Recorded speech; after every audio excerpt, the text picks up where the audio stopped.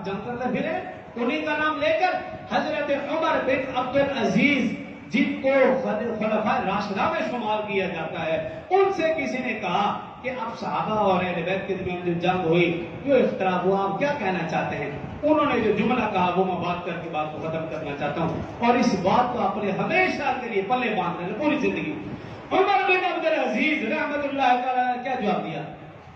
کہا بھی دیکھو صحابہ اور اہل بیت میں اختلاف ہوا، اختلاف جنگ تک پہنچا، جو بھی ہوا، کہا بھی دیکھو جب اللہ تعالیٰ نے میرے اور آپ کے ہاتھوں کو صحابہ اور اہل بیت نظام کے خون سے پاک کیا ہے، تو میرا اور آپ کا فرض بنتا ہے کہ میں اور آپ صحابہ اور اہل بیت کے متعلق اپنی زبان کو بھی پاک رکھیں۔ جو کہا سن اللہ مجھے اور آپ کو سمجھنے اور عمل کی توفیق دے۔